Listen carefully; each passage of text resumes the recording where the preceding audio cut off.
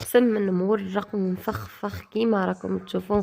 يعني ناجح من اول تجربه. اللي راح تجرب هذه الوصفه راح تنجح لها باذن الله. ما عليكم غير تابعوا الفيديو الى الاخير، وان شاء الله كامل تنجحوا في هذا المسمن. السلام عليكم ومرحبا بكم، ان شاء الله تكونوا بخير وعلى خير، تكون صحتكم بالف خير. مرحبا بكم في مطبخ اختكم ميليسا. وصفتنا لنهار اليوم مسمن مورق ومفخفخ الله الله ويجي حميمر ما شاء الله. تبعوا معايا المقادير وطريقة التحضير. راح نجيبو 3 كيلات تاع سميد يكون رطب. انا استعملت هنا مولا، وكل كيلة تحتاج ملعقة كبيرة من الفرينة، يعني 3 مغارف كبار من الفرينة، ملعقة خل وملعقة يعني عسل، وكمية من الملح. هنا راح نلم العجينه تاعي بالماء، راح نضيف بالتدريج. انا هنا سرحت برك الفيديو باه ما يجينيش يعني اطويل بزاف. لميت بالعقل حتى تلمت لي العجينه وخليتها شويه يابسه كيما راكم تشوفوا في الفيديو. يعني في الفيديو راهي واضحه بانه العجينه تاعي مازالها يابسه. هنا راح ندلكها حوالي 10 دقائق الى ربع ساعه، يعني ندلكها مليح مليح حتى تولي العجينه تاعي ليس بهذه الطريقه كيما راكم تشوفوا. راح نجيب ساشي، راح ندخلها في الماء بهذه الطريقه، يعني نخلي فيها كميه من الماء، وراح ندخل العجينه تاعي فيها ونغلق.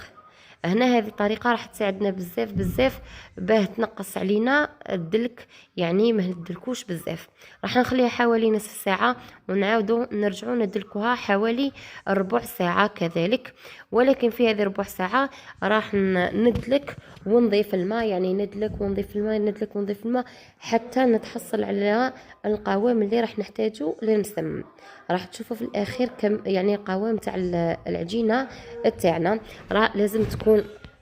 لازم تكون عفوا طريه شويه، ما تكونش يابسه وما تكونش جاريه كيما راكم تشوفوا. هذه هي نتيجه العجينه تاعنا، لازم تكون شويه مرخوفه. في جهه اخرى راح نجيبو صحن يكون كبير، يعني راح نديروا له كميه من الزيت، وراح نبدا يعني نخدم في البولات تاوعي، يعني الدوائر اللي راكم تشوفوا فيهم. هذا الدوائر لازم ما يكونوا كبار بزاف ما يكونوا صغار بزاف، يعني في المتوسط. راح نحضروا كامل يعني الدوائر تاوعي، وهنا راح نضيف لهم يعني الزيت من الفوق باه كي ندير لهم الورق الشفاف ما يلصقوليش. من بعد راح نخليهم يرتاحوا حوالي 10 دقائق الى ربع ساعه حسب يعني الوقت تاعك. اذا كنتي مزروبه ديري 10 دقائق فقط.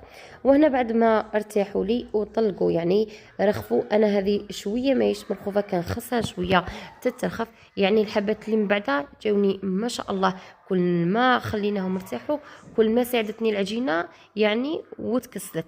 يعني العجينه تاعنا راها واضحه جدا جدا كيفاه جات ما شاء الله، جات روعه. يعني انا هنا برك حليتها بزاف تقطعت في يديا هي، لكن الحبات الاخرين ما تقطعوليش بين يديا. جات العجينه ما شاء الله وعطتني يعني الطوع وحليتها. وكيما راكم تشوفوا هنا اللي مبتدئه وما تعرفش ترفد العجينه بيديها وتخسر لها، تستعمل بابي كويسو كيما انا استعملت باه يخرجوا لك كامل الحبات كيف كيف. هنا راني نحل في العجينه تاعي، شوفوا لي كيفاه راها تتكسل بلا ما تتقطع. جات هذه العجينه ما شاء الله يعني ناجحه 100%، واللي راح تجربها راح تزدق لها باذن الله.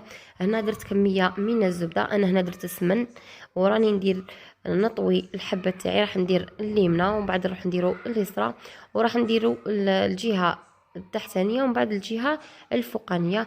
ما تنسوش ما تخلوش في الخط تاعكم في الوسط، يعني الحبه كامل غلفوها.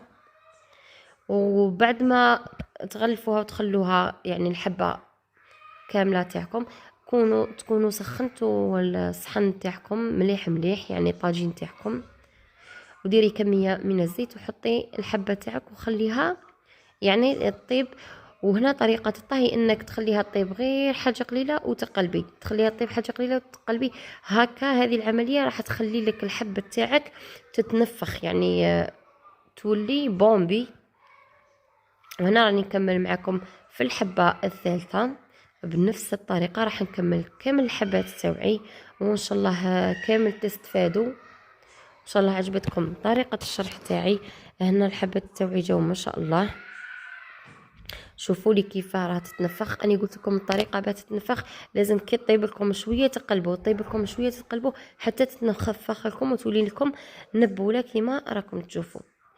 انا هنا هذا المسمن تاعي جا ما شاء الله، يعني ما تعبت فيه، وجد لي في اقل من ساعه وجاني مورق، ويعني وجا حميمر ومقرمش في نفس الوقت. هنا معليا غير نقول لكم اللي ماهيش مشتركه معايا في القناه غير تشترك ودير لنا تفعيل الجرس ليصلك كل جديد من فيديوهاتنا القادمه ان شاء الله. وراح تشوفي وصفات ناجحه 100%. يمكن تصيبي يعني وصفات غداء او فطور راح تحتاجيها، وما تبخلوش عليا بالشام لي كومنتير اللي عجبكم الفيديو تاعي.